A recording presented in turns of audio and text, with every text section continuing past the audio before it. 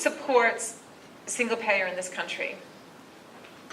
60% of voters support single payer. 60%. Shockingly, this was shocking to me. 40% of Trump voters support single payer. It's good to hear. It's because they're people, they're regular people too. They have crappy insurance or none. They pay deductibles, right? Everybody likes this idea. This is a good idea. The problem that we face is when people who support it theoretically, when it comes to implementation, we kind of lose people there. Right? So this question that you had about who's going to pay, how do we transition, people on Medicare themselves say, like, I'm already in, I don't want people to wreck it for me, right? Like, all of those questions that come up, we need to be able to answer, right? Because many of them, like, oh, people love their health insurance. No, they don't. People are going to have to pay a huge tax increase. Yes, but it's offset by reducing their insurance costs, right? Their medical costs, right? Like, we need to be able to respond to some of these transitional questions because we know the enemies lined up against us who are making money on the system are going to put everything out there to make it seem like this is a crazy idea. It is not a crazy idea. It's a completely rational idea. But it is difficult for people to wrap their brain around when you're sitting at the kitchen table and you're like, okay, so I have this doctor that I like, and they're a good pediatrician, and my child likes them, and I don't want to have to change that. People think, like, what's going to happen to me next Tuesday, right? Not how is this whole system going to be better, right? So the Sanders bill has a 4-year transition plan, okay? Which what it does is essentially it puts kids that don't have insurance go in first. People, like, they drop the age down, and then over the course of the 4 years, they sort of meet in the middle, right? And so little by little, people get included in the Medicare system. So who opposes Medicare for all? Why? Why do they oppose it? Insurance companies and Insurance companies. for-profit hospital systems, big pharma.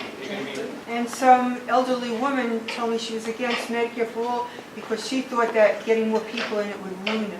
She is being taught to think that. By who? Like, we got to get down to who's teaching people that, right? So we have, again, the insurance industry made $20 billion in profit a year.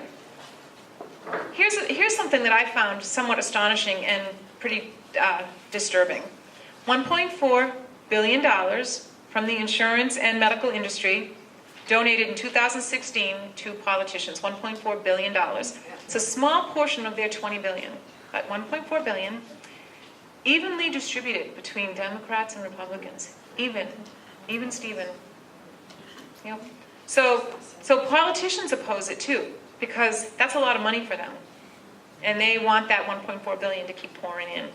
And so when you saw the chart that the Reverend put up, 4 of the top 10 were people in the medical industry.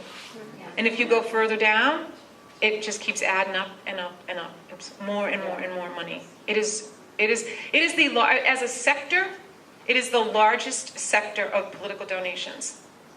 Right? So real estate is second, healthcare is first. Which I don't even know what to say about that. Like, it's just disgraceful. Like, we should not allow that in this country.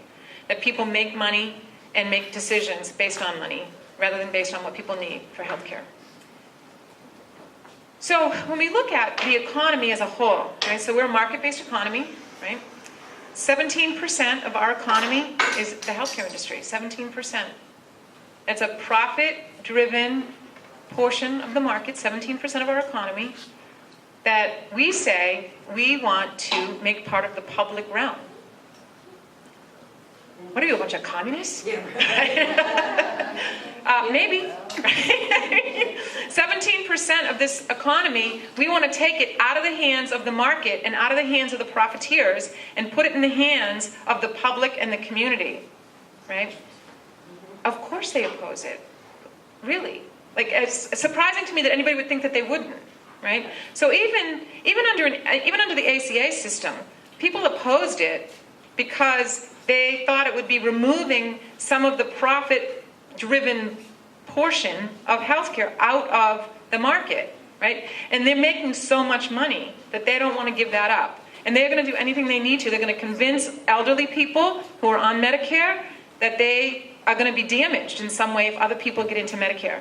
Right? They will say or do whatever they need to do to maintain their portion of this 17% of the economy. I mean, the U.S. economy is like by a gazillion the largest economy, right? It's a ton of money, and this ability to make that kind of money is not something that they will give up easily.